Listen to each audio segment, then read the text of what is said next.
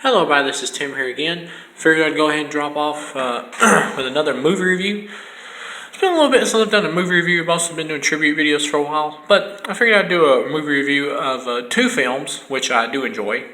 Two Rob Zombie films, actually. Rob Zombie, as a director, I think he has some talent. When he first started out with the House of a Thousand Corpses and Devil's Rejects movies, which I'm going to review right now, especially with Devil's Rejects, he really surprised me with his directing ability. I thought he did have some talent, but with and even with Halloween, I like Rob Zombie's Halloween. It's not anywhere close to the masterpiece of the original, but for what it is, I think it's a perfectly good standard slasher flick, told from the point of view of the killer, really.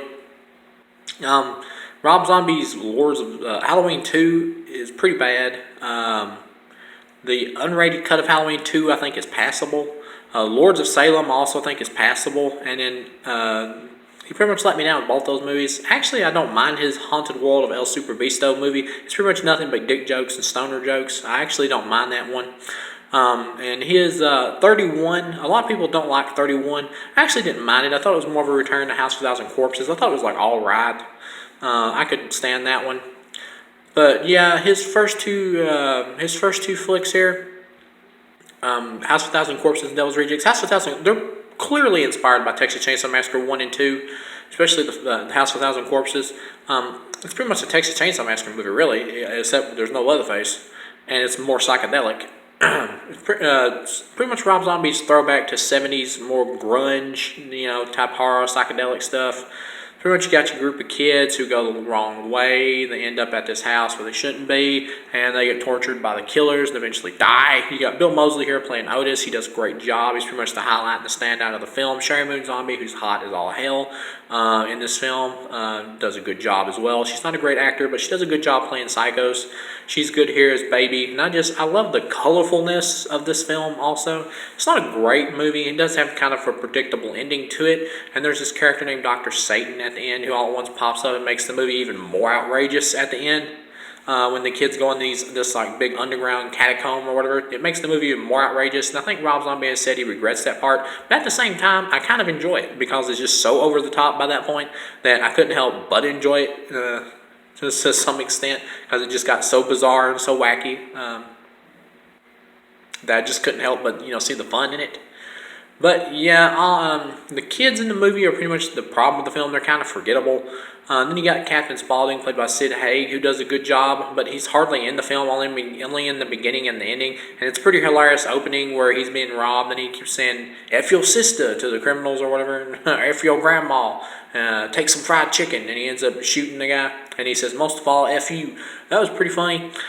He pops up at the end, and it's a predictable ending. The main character thinks she got away at the end from the Psycho family, but at the end, she just ends up right back with him because we find out Sid Haig is in league with him, and he just takes her right back to the Psycho family, and she gets killed, and that's the end of the movie pretty much.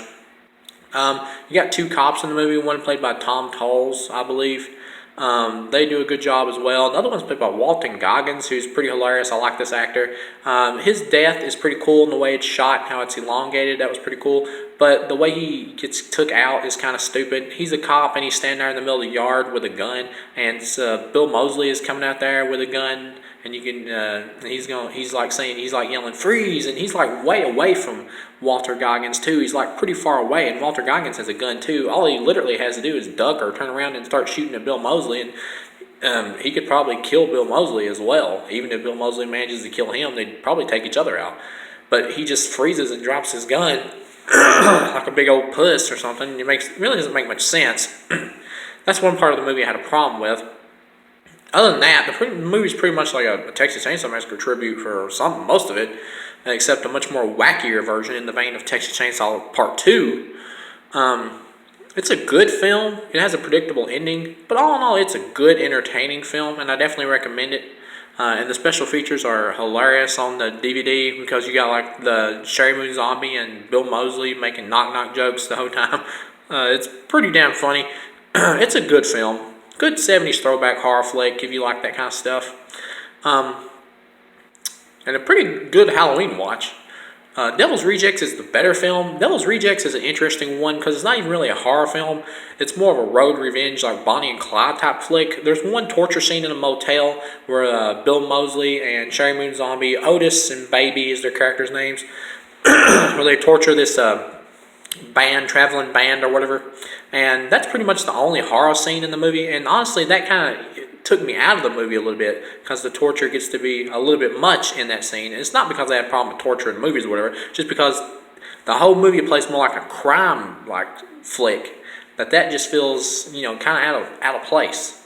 But I understand why it's there. Rob Zombie with this film, he wants you to hate the killers, and then at the end, he wants you to feel sympathy for the killers as human beings.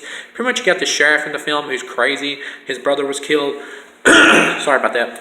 His brother was killed in the last film, and he wants revenge on the Firefly clan, and he's hunting them down, and he kills pretty much all of them at the beginning.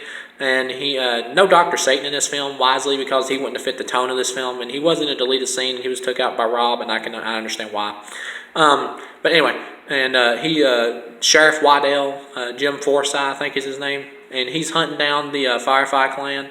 And when he finds them, he's got Diamond Dallas Page and Danny Trejo as bounty hunters called the Unholy Two, which is friggin' hilarious names. And they pretty much beat the shit out of Bill Moseley and the Firefly clan. And it just lets you know that, when they're not in control, where they don't get the jump on, innocent people with guns, you put them up against people who are just as deadly as they are, that they really can't handle it. They just get their asses kicked. That they're only really dangerous to unsuspecting, everyday people who aren't prepared for situations where they get attacked and stuff. That if you put them up against somebody who's a badass or tough, that they pretty much get their asses kicked, which I found funny.